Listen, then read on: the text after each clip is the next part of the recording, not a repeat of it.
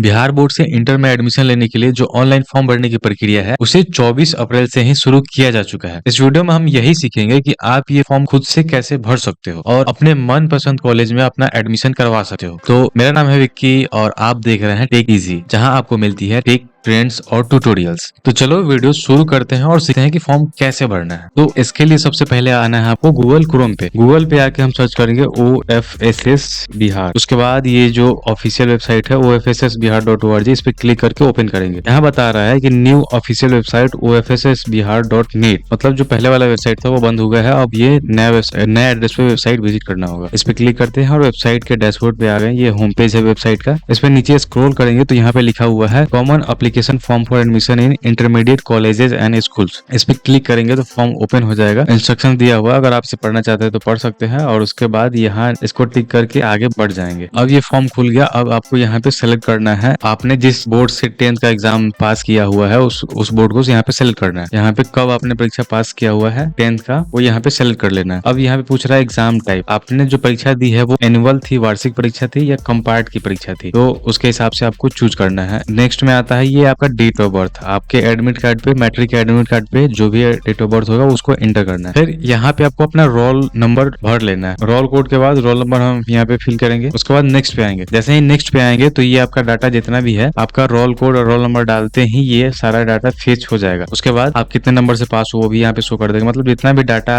BSAB के record में है वो सारा यहाँ पे ऑटोमेटिक फिल हो जाएगा। कुछ जो है आपको खुद से भरना होगा। जैसे यहाँ पे लिखा है एड्रेस ऑफ स्कूल। आप जिस भी स्कूल से 10th की परीक्षा पास की है उसका एड्रेस यहाँ पे लिख देना है हमको। उसके बाद उस स्कूल में आपने जिस साल एडमिशन लिया था 9th से या 8th से चाहे जो भी हो उसको यहाँ पे लिख देना है। अब इसके बाद यहाँ पे रिलीजन अपना ऑप्शनल है, ये भरने का जरूरत नहीं है। अगर भरना है तो भर सकते हैं, नहीं तो छोड़ सकते हैं इसको। उसके बाद आता है ब्लड ग्रुप। ये भी ऑप्शनल है, अगर मालूम है आपको तो इसको भर सकते हैं, अगर नहीं जानकारी है तो इसको भी छोड़ सकते हैं और नेक्स्ट पे आ सकते हैं। अब यहाँ पे आपका एड्रेस लिखना है। जो भी एड्रेस आपका आता है, जिस भी जिले से आपका एड्रेस आता है वो उसको इंटर करना है। एड्रेस लिखने के बाद आपको यहाँ पे एक मोबाइल नंबर डालना है। ध्यान रहे कि आप वही मोबाइल नंबर डालोगे जिससे आपने पहले इंटर का फॉर्म अप्लाई करने के लिए वो नंबर ना दिया हो। मतलब एक फॉर्म के लिए एक नंबर आपको चाहिए, वही सेम नंबर आप दूसरे फॉर्म में यूज नहीं कर सकते हैं। तो यहाँ पे अपना मोबाइल नंबर डाल लेना है जिसपे OTP जाएगा, बाद में उसको वेरीफाई करना होगा। फिर मोबाइल नंबर डालने के बाद आप ईमेल आईडी जो भी है जो एक्टिव हो वो ईमेल आईडी यहाँ पे डाल देना है। फिर आता है आपका यहाँ पे नेक्स्ट आधार नंबर। आपको अपना आधार नंबर इंटर कर लेना है। फिर ये नीचे आएंगे, ये सारा डाटा आपका भरा हुआ है ऑलरेडी। ये डाटा जो है वो भरा हुआ है, आप किस कैटेगरी से बिलोंग करते हो। और अब नीचे आना है। उसके बाद ये कॉलेज यहाँ से चूज करना है। यहाँ पे आपको सबसे ज्यादा ध्यान देना है कि आप जिस कॉलेज में एडमिशन लेना चाहते हो, मतलब आपका जो मनपसंद कॉलेज है उसको सबसे पहले चूज करना है। कॉलेज चूज करने के बाद आप उस कॉलेज से कौन से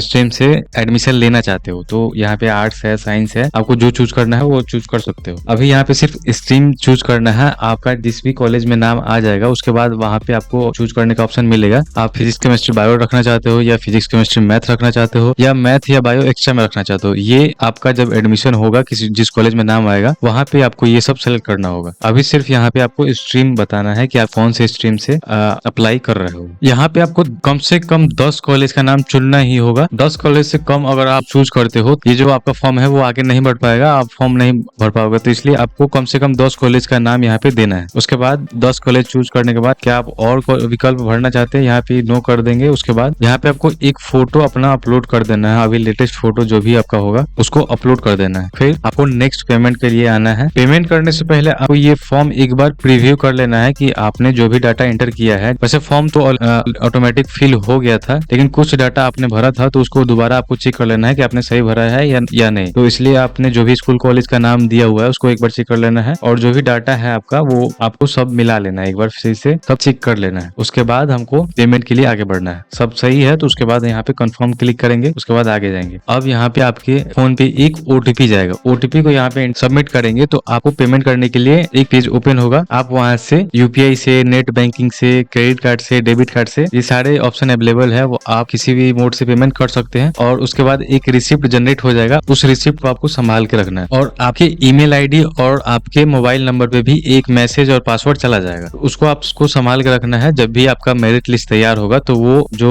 आपका बारकोड नंबर है और पासवर्ड है वो उस समय जरूरत पड़ेगा, तो इसलिए आपको मैसेज को सेव करके रखना है। तो ये था 11th में एडमिशन के लिए ऑनलाइन फॉर्म भरने का तरीका। वीडियो को लाइक कर देना, अगर कोई क्वेश्चन हो तो हमें कमेंट करना, मैं उस कमेंट का रिप्लाई जरूर दूंगा। और इस वीडियो को शेयर करो और ऐसे ही वीडियोस के लिए हमें सब्सक्राइब कर लेना। मिलते हैं अगले वीडियो में। Good bye.